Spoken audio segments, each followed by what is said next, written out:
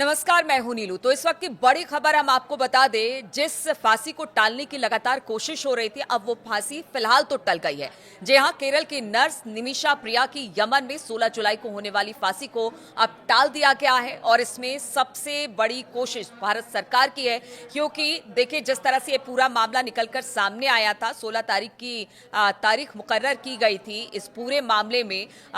जो प्रिया है, निमिषा प्रिया, उसको फांसी देने के लिए, लेकिन भारत सरकार ने लगातार कोशिश की। कूटनीतिक मामलों से लेकर हर तरीके की बातचीत यमन में की गई और इसके बाद कहा यह जा रहा है कि नतीजा ये निकला कि इस पूरे मामले में अब जो है फिलहाल जो फांसी देनी थी, कल जो फांसी होनी थी, उसे टाल दिया गया है। देखिए अब बातचीत आगे बढ़ेगी, ये फांसी कब होगी, क्या होगी, लेकिन फिलहाल अभी कुछ वक्त और मिला है, क्योंकि लगातार भारत कोशिश कर रहा था। भारत के ईरान और यमन के साथ अच्छे रिश्ते हैं और इसी रिश्ते को लेकर ही इस पूरे मामले में कूटनीतिक तरीके से बातचीत हो रही थी। निमिषा प्रिया की फांसी को रोकने के लिए मामला कोर्ट में भी था और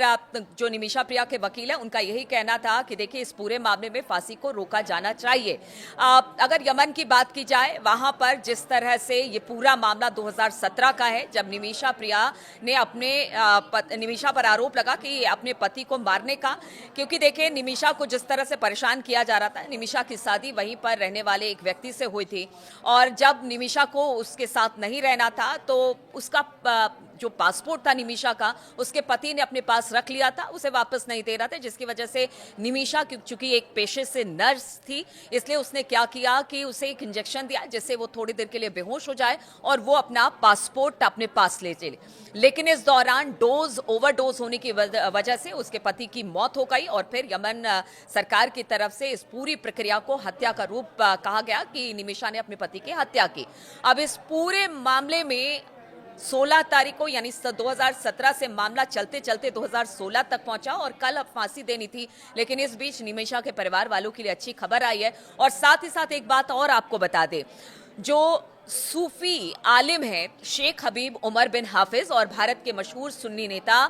कंथापरम एपी अबू बकर मुलसियार की कोशिश अब रंग लाई है, यानी कि एक बड़ी बातचीत उनकी तरफ से भी हो रही है। मंगलवार को यमन के धमार शहर में मृतक तलाल अब्दो मेहंदी के परिवार से ये मुलाकात होने वाली है। ये मुलाकात निमिषा की जिंदगी बचाने की दिशा में एक बड़ा कदम माना गया और बताया जा रहा है कि ये बातचीत अभी भी चल रही है। एक तरफ भारत की कूटनीतिक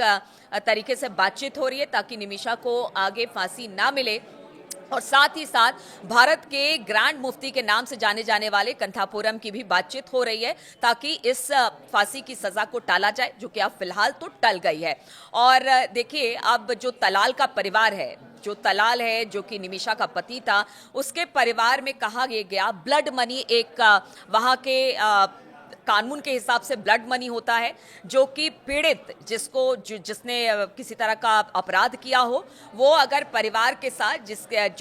जो पीड़ित परिवार है उसके साथ सुलह कर ले तो आप पैसे देकर आपको उस परिवार से माफी मिल सकती है। तो ब्लड मनी यही है। निमिषा के परिवार वाले कोशिश कर रहे थे कि किसी तरह से तलाल के परिवार को पैसे दे दिए जाए, उनकी तरफ से माफी ले ली जाए और इस पूरे प्रकरण को यही समाप्त कर दिया जाए, लेकिन तलाल का परिवार मानने को तैयार नहीं था। करीब 5 करोड़ की पेशकश की गई थी तलाल के परिवार, जो निमिषा का पति, उसके परिवार को देने की, लेकिन उन्होंने साफ इनकार कर दिया। लेकिन अब भारत की कूटनीति के तहत अभी फिलहाल निमिषा की फांसी टल गई है। साथ ही साथ जो बड़े धर्मगुरु हैं मुस्लिम, उनकी तरफ से भी बातचीत हो रही है। तो एक सुकून भरी खबर है और एक अच्छी खबर है कि जो नर्स थी पेशे से, जो यमन गई थी अपने पति के साथ अच्छी जिंदगी बिताने के लिए, लेकिन कुछ ऐसा हुआ जिसकी वजह से उसके पति की मौत हो गई और हत्या जो हत्यारिन कहलाई वो निमिषा प्रिया ही कहलाई। लेकिन अब देखिए जिस फांसी को लेकर बार बार सवाल उठ रहे थे कि क्या यह फांसी टलेगी, खत्म होगी, क्या होगा, तो अभी फिलहाल तो टल गई है, फिलहाल ही है, क्योंकि अभी देखिए बातचीत होना है, क्या होना आगे और जिस तरह से अपडेट आते हैं। लेकिन फिलहाल ये बड़ी खबर कि जो निमिषा प्रिया थी उसकी फांसी को टाल दिया गया है।